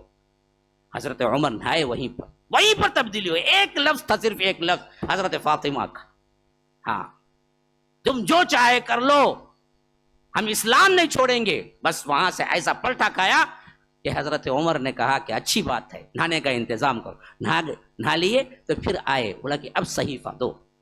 اس وقت سورہ طٰہٰ کی آیتیں لکھی ہوئی تھی, وہ پڑھنے لگے. پڑھتے پڑھتے اس آیت پہ پڑھتے کہ اننی انا اللہ لا الہ الا انا فاعبدنی واقم الصلاۃ لذکری, میں اللہ ہوں, اننی انا اللہ لا الہ الا انا فاعبدنی, میرے علاوہ کوئی عبادت کے لائق نہیں, بس میری ہی عبادت کرو. تو چیخ اٹھے کہ ہاں ہاں بالکل, کہاں ہے تمہارے صاحب کہ میں ان کے ہاتھ پہ اسلام قبول کرنا چاہتا ہوں. حضرت فاطمہ نے کہا کہ ہم فوری نہیں بولیں گے آپ کو, ہاں یہ ہو سکتا ہے کہ ہم آپ کو لے جائیں گے. کہا کہ لے چلو مجھے. تو ادھر بات یہ ہوئی, ادھر پردے کے باہر سے حضرت خباب نکل کے آئے کہ عمر خوش ہو جاؤ, ابھی کچھ ہی دن پہلے اللہ کے رسول صلی اللہ علیہ وسلم نے دعا کی کہ اے اللہ, عمر بن ہشام یا عمر بن خطاب دونوں میں سے جو تو چاہتا ہے, جس کو تو محبت کرتا ہے, اسے اسلام کی توفیق دے کے تقویت پہنچا. تو اللہ تبارک و تعالی نے تمہارے لیے قبول کر لیا اور عمر بن ہشام ابو جہل کے لیے رد کر دیا.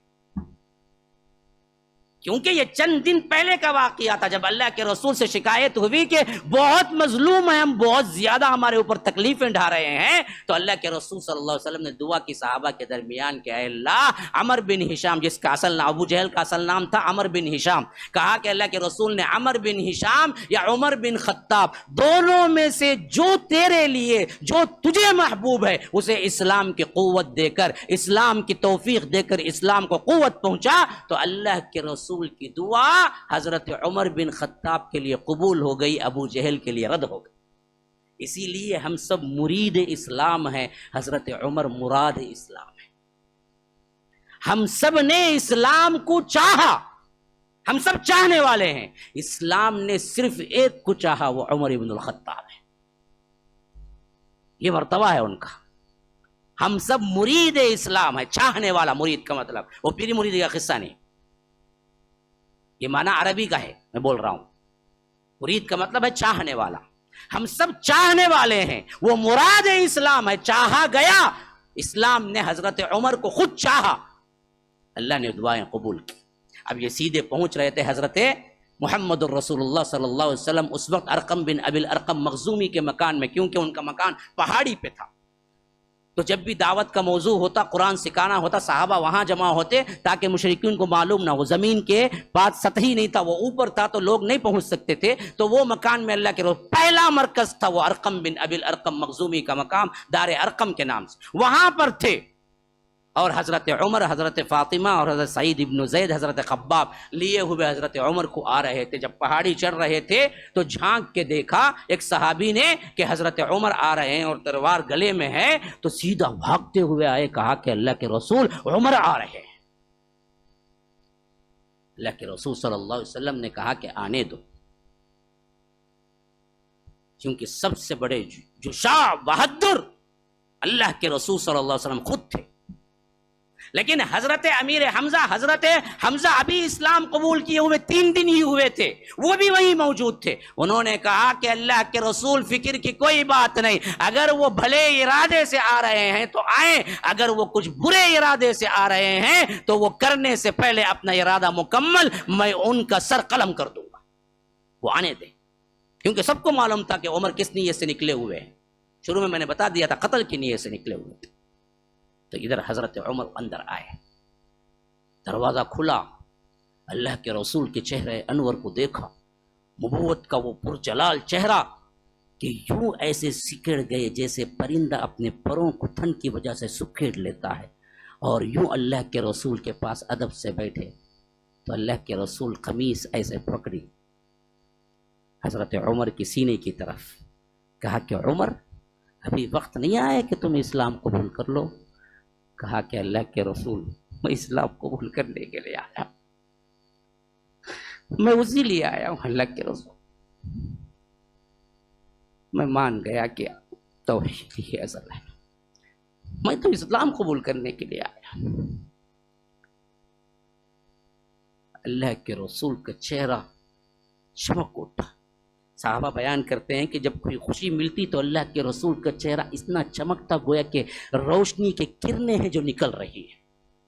اللہ کے رسول خوش ہو گئے، کہا کہ اللہ اکبر، اور پورا دار ارقم صحابہ کے آواز گونج اٹھی کہ اللہ اکبر، حتیٰ کہ نیچے مشرکین نے بھی سنا کہ تکبیر کی آواز۔ کہا کہ آج ہمارے پاس وہ شخصیت آ گئی جو الفاروق ہے، حق و باطل کو تمیز کرنے والی۔ یہ تو بڑے واقعات تھا جس کی وجہ سے اسلام بڑا مضبوط ہو گیا، اور جہاں یہ مضبوط ہوا وہیں پر مشرکین کے لیے بھی جلتی پر تیل کا کام کر گیا۔ اب انہوں نے سوچ لیا کہ نہیں، اب تو ہم بھی ایڑی چھوٹی کا زور لگائیں گے اور کسی نہ کسی طرح اس اسلام کو سرے سے مٹانے کی کوشش کریں گے۔ وہ بھی لگ گئے اور اگلا ایک ایسا قدم اٹھایا جس کا وہم گمان کسی کے لیے نہیں تھا، کسی کے وہم گمان میں بھی نہیں تھا، وہ ایسا قدم اٹھایا۔ وہ قدم کیا تھا وہ انشاءاللہ ہم اگلی مجلس میں سنیں گے۔ ھذا وباللہ التوفیق وصلی اللہ وسلم علی نبینا محمد۔ اسأل اللہ لی ولکم ولسائر المسلمین من کل ذنب فاستغفروہ انہ هو الغفور الرحیم۔ اور ایک بات یہ ہے، بہت سے لوگ جو لائیو دیکھتے ہیں، میں نے ایسے ہی 2-3 کمنٹس پڑھے تو مجھے سمجھ آیا کہ یہ جو کوئز کا جو ہم نے رکھا ہے یہ بات سمجھ نہیں آئی ہے بہت سوں کو۔ کوئی ریکویسٹ بھی کیے ہیں کہ ہم کو سمجھائیے اس کانٹیکس میں کیسے شامل ہونا ہے، تو اس کے لیے میں بتا رہا ہوں کہ بھائی دیکھیے اس میں کسی نمبر کی ضرورت نہیں ہے۔ جو وہاں پر ڈسپلے میں QR کوڈ آپ کو دکھائی دیتا ہے، اپنے نارمل کیمرے سے اس کو اسکین کریں، بتائیں اس کی طرف، تو سوالات کا پرچہ کھل جائے گا۔ ایسا کھلے گا، اس میں جوابات کے لیے بھی لائن رکھے ہوئے ہیں، آپ اسی میں ٹائپ کریں گے، پھر سبمٹ نیچے بتائے گا، سبمٹ کر دیں گے تو وہ ہم تک پہنچ جائے گا۔ بس اتنا ہی ہے، لکھنا، کس نمبر کو سینڈ کرنا، کہاں سینڈ کرنا، کہاں سے سوالات لینا، یہ بہت زیادہ ریپیٹیشن ہوا ہے کمنٹس میں، تو میں نے مناسب سمجھا کہ حل کے لیے بتا دوں کہ جو سیرت النبی کوئز چل رہا ہے، جو ہر دن کا انعام اس کا عنوان ہے، جو 500 روپے پہلا انعام اور ایک ہی ونرز کے لیے دیا جاتا ہے، وہ یہ ہے کہ کچھ کرنا نہیں ہے، آپ غور سے سنیں، اور آخری میں جو اسکرین پر QR کوڈ آتا ہے، QR کوڈ تو جانتے ہیں نا، اسے کچھ اور بھی نام بولتے ہیں کیا؟ کوئی اور نام ہے تو بول دو۔ Q لکھا ہوگا اور R لکھا ہوگا، ڈاٹ ڈاٹ ڈاٹ ہوں گے، اور کچھ تفصیل بتاؤں تو QR کوڈ تو سب کو معلوم ہوتا ہے، اپنے موبائل کے کیمرے کو وہاں تک لے جائیں گے اور وہ QR کوڈ کو اسکین کریں گے تو فوری آپ کو سوالات کا پرچہ کھل جائے گا، اسی میں ٹائپ کریں گے، کہیں الگ سے ٹائپ کرنے کا نہیں ہے، اسی میں سوالات کے نیچے لائن ہے تو آپ آنسر ٹائپ کریں گے، پھر سبمٹ دے دیں گے تو ہم تک پہنچ جائیں گے۔ اور کل کا الحمدللہ 80 لوگوں نے جواب دیا ہے، ماشاءاللہ، کتنا ماشاءاللہ سن رہے ہیں اور ان کو سمجھ رہے ہیں، پھر ایفیکٹ اٹھا کے اسے آنسر دے رہے ہیں، ماشاءاللہ ایک بہت بہترین تبدیلی۔ ارے بڑی خوشی ہو رہی ہے کہ اللہ تبارک و تعالیٰ نے محبتیں ڈالی ہیں، محبت رسول یہ نشانی ہے کہ اللہ کے رسول سے محبت ہے، اور ان سب نے آنسر دینے کی کوشش کی ہے، لیکن آنسر ونر آج کی جو ہیں وہ چنئی کی رہنے والی ایک بنت حوا ہے، حوا کی بیٹی ہے، نام نہیں لینا چاہتا میں کیونکہ وہ نام بھی پردہ ہوتا ہے خواتین کا، اس واسطے ایک ہی آئی ہے، اس واسطے آج قرآن نہیں ہوگا، مکمل صحیح طور پر سوالات، موبائل لاؤ گے مکمل صحیح، وہ موبائل صحیح طور پر سوالات صرف ایک ونر ہیں، تو اس اعتبار سے آج قرآن نہیں ہے، سیدھا انعام ان کو جائے گا۔ کل میں نے نمبر بھی کہہ کے کیا ہے آپ کے سامنے نمبر کہہ کے میں نے جی پے کیا، تو بعضوں کو اعتراض ہوا کہ نمبر شو نہیں کرنا چاہیے، بالکل صحیح بات ہے، مجھے بھی احساس ہوا کہ نمبر شو نہیں کرنا چاہیے، کیونکہ نمبر ایک ایسی چیز ہے جو پرسنل معاملات ہوتے ہیں، تو اس واسطے آج نمبر شو نہیں کیا جائے گا۔ آج ڈائریکٹ صرف آپ کے سامنے نہ نام بتایا جائے گا، کیونکہ یہ بنت حوا ہیں۔ ہاں، باپ کے نام سے آپ سمجھ لیں کہ ان کے باپ بنت یوں سمجھیے کہ محمد اکرم ہے، بنت محمد اکرم ہے۔ اب ان کو ان کا انعام جا رہا ہے۔